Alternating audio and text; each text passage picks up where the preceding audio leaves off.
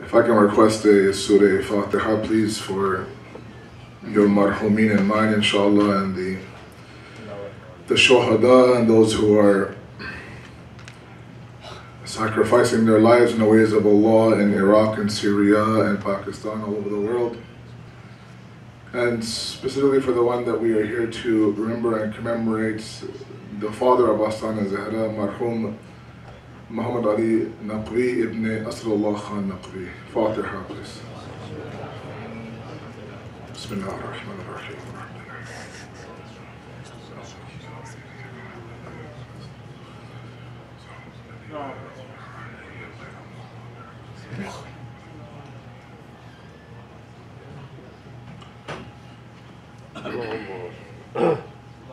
صلوا على محمد وعلى محمد.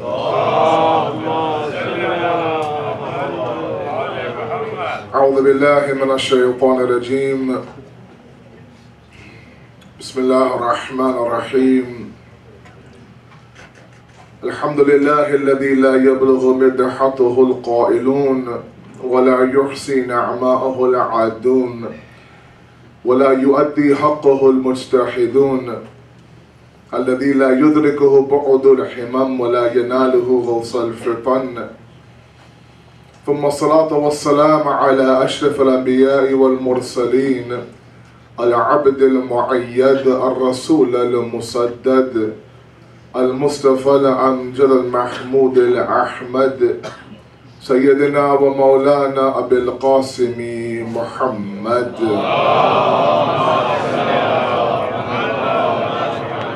وعلى آل بيته الطيبين الطاهرين المعصومين المظلومين لا سيما بقية الله في الأرضين صاحب العصر والزمان خليفة الرحمن إمام الإنس والجان ولعن الله أعداءهم أجمعين إلى يوم الدين.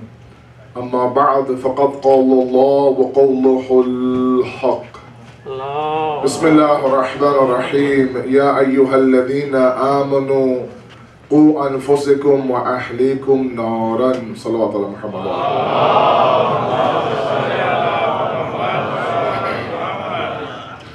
The elements of a successful Islamic family has been our topic. Tonight is lecture number 2. As we introduced our topic last night, we broke down the remaining 8 lectures that I'm here with you, inshallah. And we mentioned that this topic, unfortunately, is a topic that needs to be discussed in most of our communities across North America. There are domestic issues across North America. We have high divorce rates in our communities. We have parents who are losing control of their children. We have kids who are doing whatever they want. And the Islamic family structure is being jeopardized day in and day out. And there are some serious, very practical discussions that need to happen. And as I promised, today and tomorrow we will look at the relationship between a husband and a wife. And today we'll specifically we will focus on the husband. And I'm happy that all of you showed up today. I wasn't sure how many of you would show up today, given the fact that today is about you. Tomorrow, of course, we'll discuss our wives, so make sure you bring your wife tomorrow, inshallah. You see, when we examine this discussion about a man and a woman in Islam, we have to understand a couple of basic concepts before we even delve into the idea of a husband and a wife. If we don't understand this primary discussion, then when we get to the rights and responsibilities, we get to the idea of mas'uliyat and huquq, then all of that stuff will not make sense to any of you because this initial discussion didn't really sit well. Allah subhanahu wa ta'ala created every creation on its own path. لِكُلِّ شَيْءٍ طَرِيقٍ, hadith says. Everything has a path. Every shay, every existence has a path. When in the first verse of Surah Jum'ah we recite Bismillah ar-Rahman ar-Rahim يُسَبِّحُ لِلَّهِ مَا فِي السَّمَاوَاتِ وَمَا فِي الْأَرْضِ الْمَلِكِ الْقُدُوسِ الْعَزِيزِ الْحَكِيمِ. That everything does tasbih of Allah in this world. What does that tasbih mean? We talk about the sun and the planets and the trees. and the stars doing tasbih. It's one thing where you and I do tasbih, that's fine. We're saying La ilaha illallah with our tongues. But how is the sun and the moon and the planets doing tasbih of Allah? Can we fathom that? Can we understand that? Can we conceive that? Can we perceive that? The Mufassirin very simply say that when each existence travels on the path for which it was created for, it's doing tasbih of Allah subhanahu wa ta'ala. When the sun rises every single morning, that rising of the sun is its tasbih. When the moon comes out at night and steals the rays from the sun and lightens up the dark night, that itself is the moon's tasbih. When the stars come out at night, that's its tasbih. When the tree blossoms in the summertime and protects itself in the wintertime, sheds its leaves in the autumn, and so on and so forth, that's all tasbih of every shay, every makhluk of Allah subhanahu wa ta'ala. You and I are no different. When we tread the path for which we were created for, we are in essence on the journey of the tasbih and the hamd of Allah subhanahu wa ta'ala. We are no different. Women are no different as well. Women have their own path of creation. We have our own path of creation. It's not a matter of equality. It's a matter of justice. Where the discussion that the Quran says talks about equality between the man and the woman comes when it comes to reward and in the hereafter. The Quran is very clear by saying that whoever does good acts, Bismillah ar-Rahman ar-Rahim, وَمَنْ عَمِلَ صَالِحًا مِنْ ذَكْرٍ أَوْ أُنْثَى وَهُوَ مُؤْمِنٌ. Whoever does the amal salih, be it a man or be it a woman, as long as they are a mu'min and a believer, فَلَنَحْيَنَّهُمْ حَيَاةٌ طَيِّبَةٌ. We will revive their life such that they have a hayat tayyib, a pure and a beautiful life. And then the ayat says that we will grant them that reward for what they did.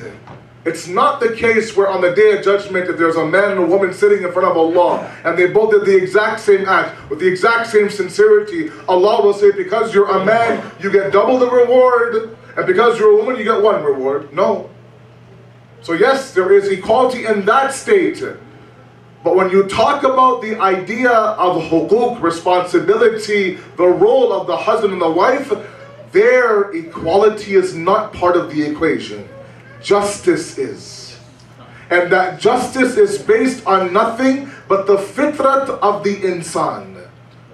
When you adopt your path, and this is where the West doesn't get it. The West believes in equality. The West believes that the man's path can also be tread by the woman, and the woman's path can also be tread by the man. Absolutely not. We should embrace our own path. And that path isn't about superior and inferior. It's very simple logic. Allah has given us as men certain strengths, certain weaknesses, certain abilities that they haven't given women, and vice versa.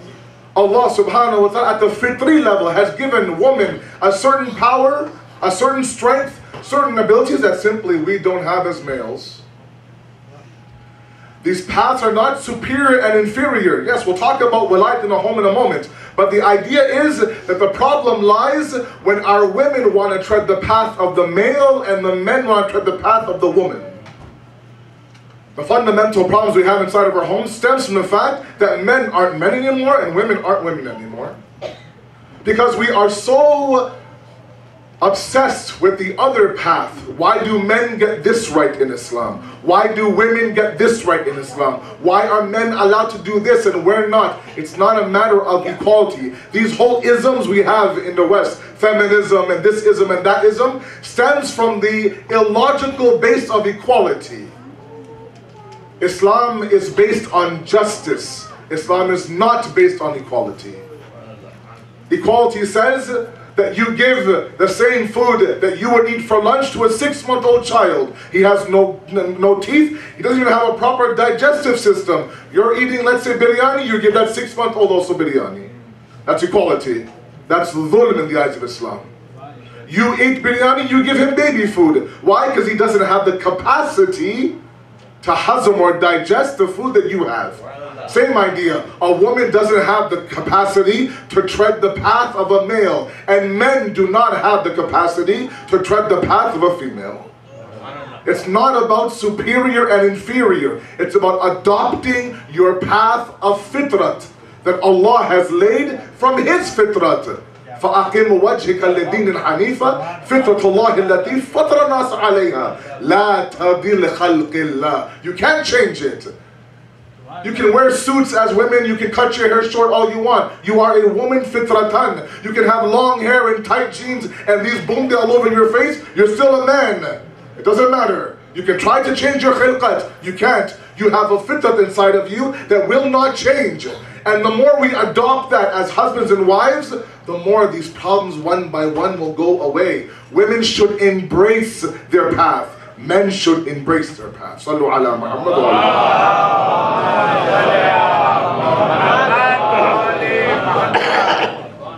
It is a very important discussion.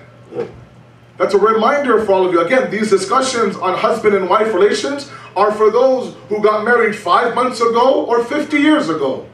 It doesn't matter. We constantly need reminders. Our homes are constantly under fire. Our homes are constantly burning. Many of you right now in this hall are quietly suffering in your marriages. And out of shame, you're not coming forward for help. A lot of our women and our mothers and our wives on that side are quietly suffering in their home. Why? Because they don't want to raise their voice or be the one who complains or rock the boat or, God forbid, create separation inside the home, so they quietly take on the pain that they feel inside their homes. This is not the Islamic way of life. We mentioned yesterday that one of the ayat of this idea is Allah has created for you, from you, لِتَسْكُنُوا إِلَيْهَا. These spouses, why? So you can find sukoon. It's benign with them. If there's no sukoon in the household, then there is a problem in that ayat of Allah, in that relationship between a husband and a wife. Okay? So, the first point is to understand, you have your path, they have their path. They have their path, you have your path. Don't cross paths. Once we cross paths, there's chaos. And Allah's system is very daqiq. It's right down to the point. So first thing to remove from your mind and from the sister's mind is the idea of inferior and superior.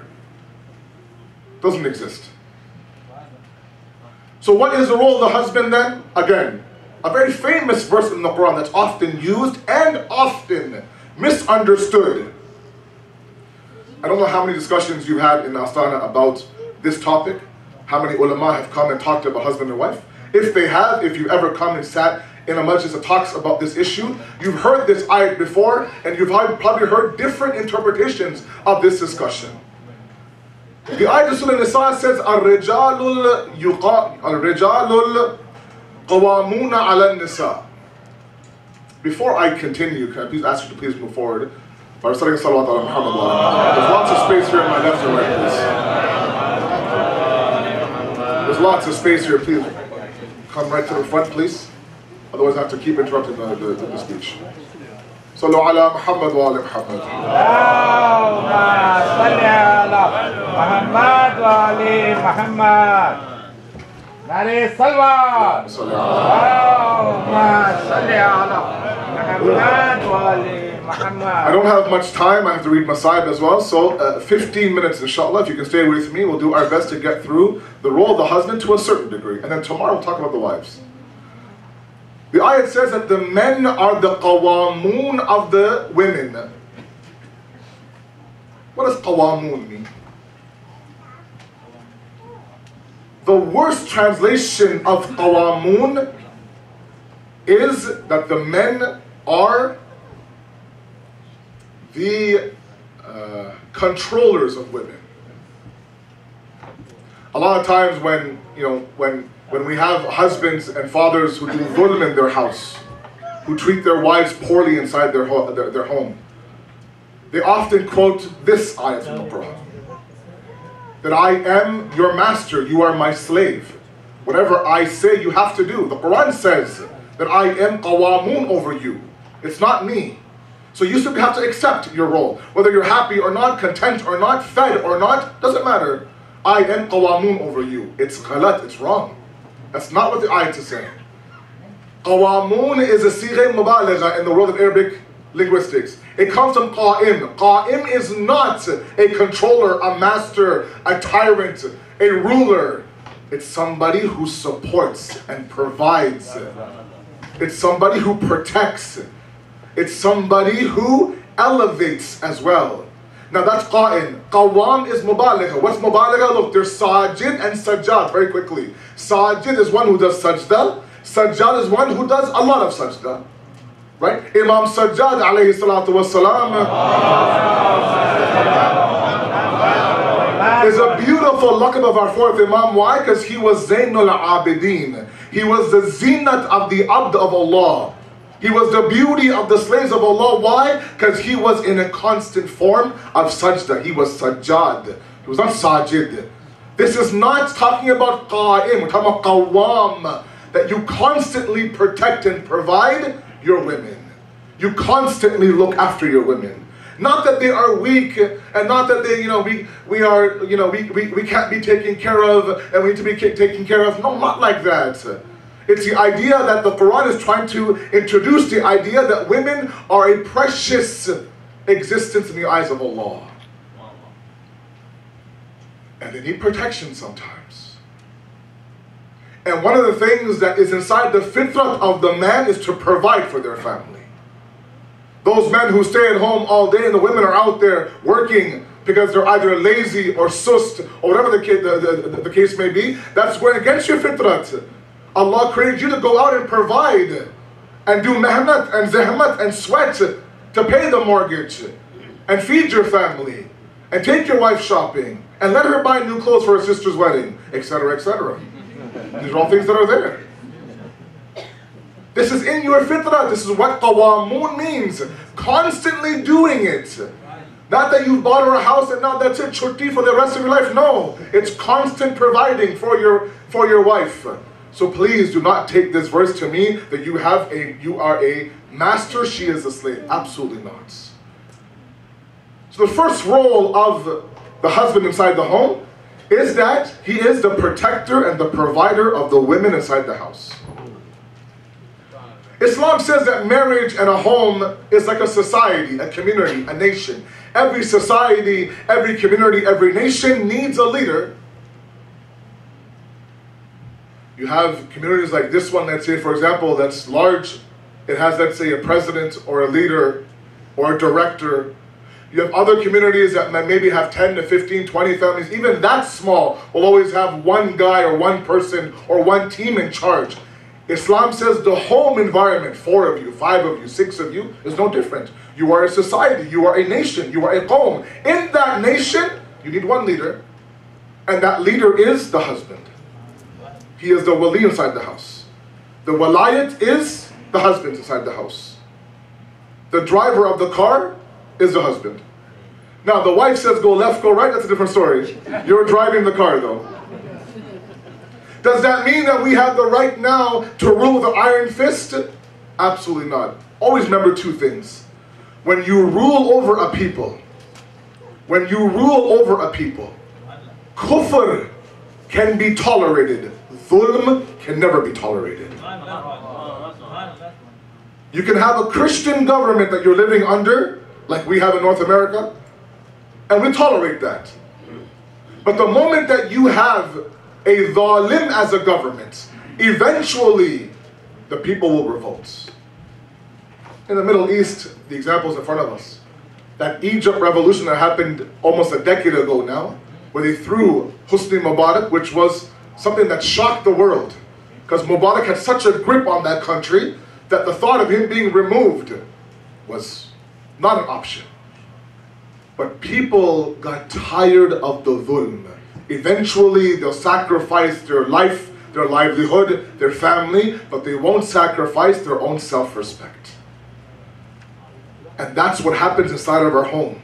if you are actually somebody on this side of the partition who believes that I have every right to do dhulm on my family, to rule with an iron fist, to rule with that level of oppression on my family, where I don't allow my wife to go see her family, where I don't allow my wife to leave the house, where I don't allow my wife to socialize, etc., etc., believe me, eventually your society inside your home will revolt against you.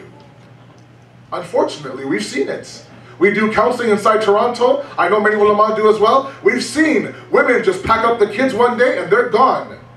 They've had enough. They've stuck around far too long. Why? Because Moulana doesn't let me do this, or let me do that, or let me do this, or let me do that. He leaves the house for a day, sometimes for 2 days. I have no idea where he is. No phone call, no message, nothing. He comes back, I ask him, where have you been? It's none of your business. Are you my mother to ask me who I am, where I'm going? I am qawam over you, remember that. It's wrong. It's not the way of the Sira of the Ahlul Bayt or the Sira of the Anbiya. Our Holy Prophet Muhammad Mustafa sallallahu alayhi wa sallam, when he led over the masses, we believe, or others believe, that the victory of Islam was spread by a sword. The people were interrogated and told, if you don't accept Islam, we'll chop off your head. It's not the case. The first 13 years of Risalat was the Holy Prophet talking to the hearts of the masses. He was that source of nur, and they were in dhulumat. He pulled them out of that darkness. And that's how we have to lead as husbands and fathers inside our home. The ayat I read for you in the khutbah says, Ya ayyuhal ladhina amanu, qu anfusikum wa ahlikum naran. Safeguard, protect your family and yourself from the nar, from the fire. Who is the ayat addressing? You and me as fathers and husbands in the audience. We are in charge. We are supposed to take our family to Jannat. We even have very strong traditions that talk about the fact that when it's time for Fajr and your family isn't waking up, and I don't recommend that you do this, but it's in our books. If she's not waking up and she's supposed to pray, then you sprinkle water on her face. Again, I'm not responsible if you do that tomorrow morning and she reacts a certain way. But the extent of the hadith is such that you are in charge of that, not her. You are the one to create that Islamic environment inside your home. You are the one to ensure that not only are you treading that journey towards Allah, but you're taking your family with you as well. We've seen many times husbands go to Karbala, mashallah, every single year. Hajj 7 times in one life. The wife not once, the kids not once, nothing. The husband is, mashallah, on his way to Allah, leaving his family behind. That's not what qu anfusikum wa ahlikum naran means. It means you protect yourself and your ahl and your family from what? The fire. The fire of this world and the fire of the hereafter as well. Sallu ala Muhammad.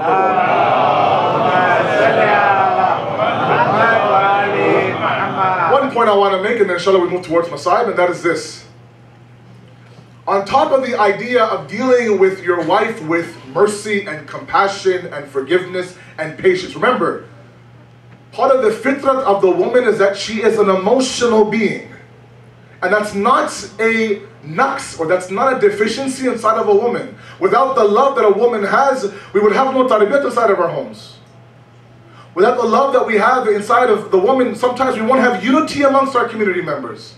That emotion, that love that Allah has placed to a certain degree inside the woman is very important. However, sometimes what ends up happening is that they allow that emotion to get the best of them.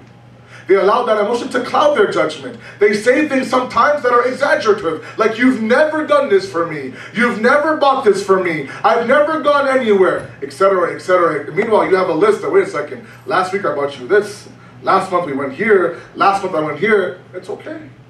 They get upset, they get emotional. Your job is to forgive them, is to have mercy on them, have compassion over them, understand that they are simply tapping into their fitrat. But one point I want to make here, especially to my younger husbands who just got married, let's say within the last 5 years, and that is the issue of the in-laws. It's a touchy subject. I read a speech in Toronto last year. I talked about the Islamic viewpoint of the nuclear family versus the joint family system. Does Islam say for you to live with your parents and your brothers and your sisters with your wife inside your home? Or does Islam say to live separately after you get married? It was a suicide mission for me to recite that majlis inside of a South Asian community. This is the only community in South Asia, Indo-Pak, that many times the girl is asked to live with the family of her husband. If you go to the Middle East, inside the Iranian culture, inside the Arabic culture, they won't even consider, sometimes, your proposal if you're not able to show that you have your own house, it's furnished, and the moment that you're married, I'm not going to step foot inside your mom's house, I'm going straight to our house. It's not the case sometimes here with us. And the amount of adjustment that our sisters have to do when they literally pack up their life and move towards your house. And that house sometimes is your mother, your father, your brother, your sister.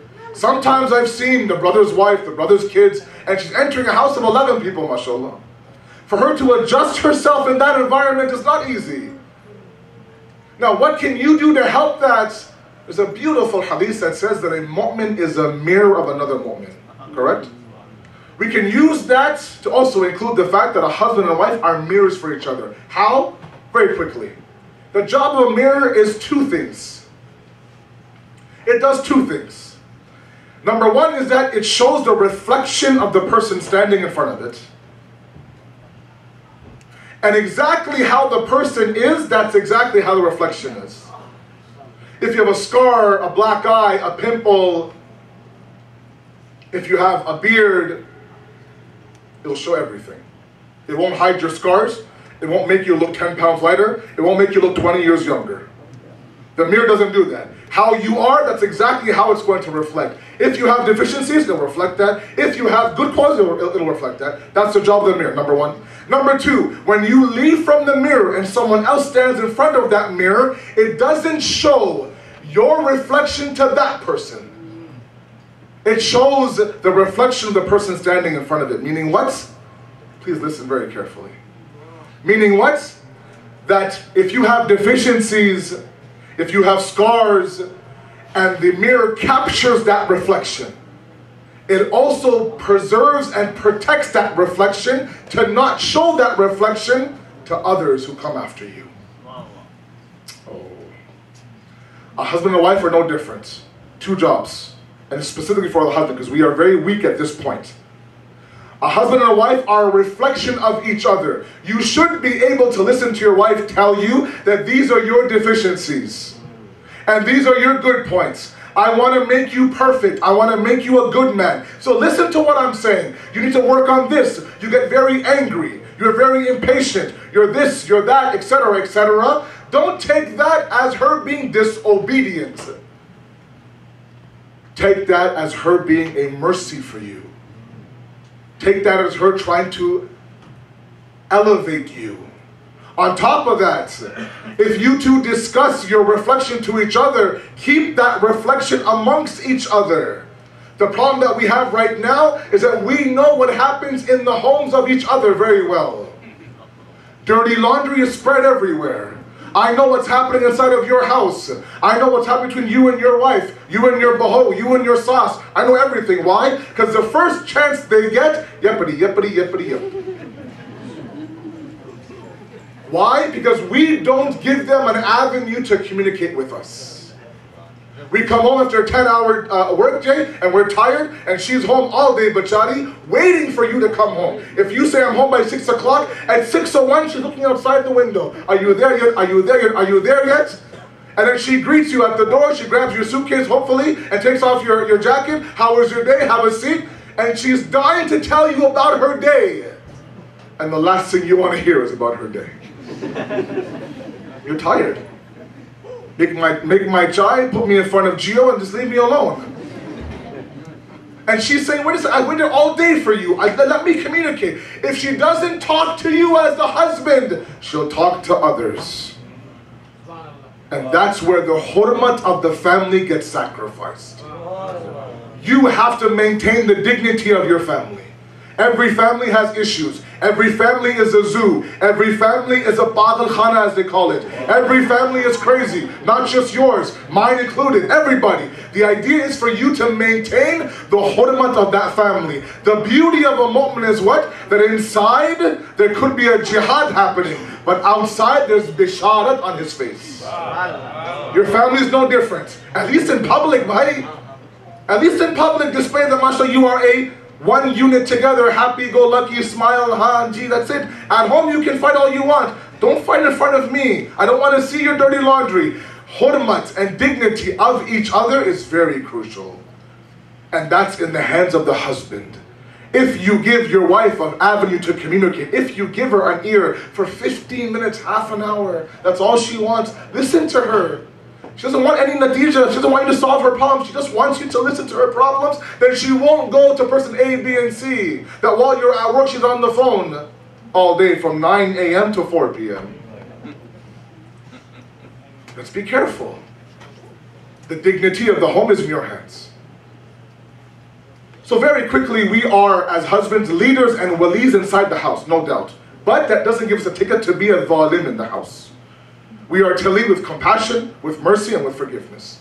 Point number 2, we are to elevate our families towards Jannah. We are to protect them from the fire in this world and the hereafter as well. And point number 3 is that we are to communicate with each other. Befriend your wife, even my elders, who now are grandparents. Once in a while you go for a walk, take her with you. She'll get ready, she'll be all happy, she'll go with you, mashallah. And then that night, if you don't get garam roti, you can call me and say, bhai, it didn't work. That's what we need. We need to once again recognize that this is a relationship of love and compassion. Allah has placed that. وَجَعَلَ بَيْنَكُمْ مَوَدَّةً وَرَحْمَةً. He has placed that love inside of you. You have no right to move that love away. Increase that love, build that love, inshallah, and then we can have successful family. Sallu ala Muhammad.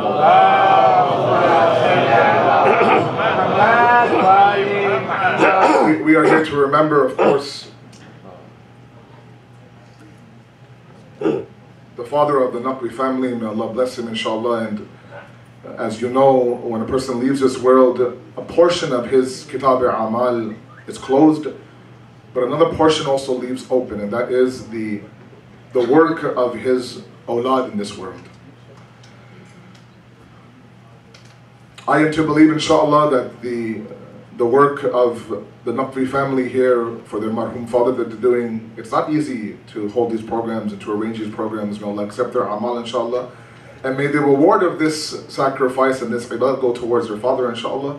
Just a few words of musibat, inshallah, and then we'll move towards Maghrib. There's no doubt that a loss of a father is very difficult. He, of course, is the sarparast of the family. He's a wali of the household.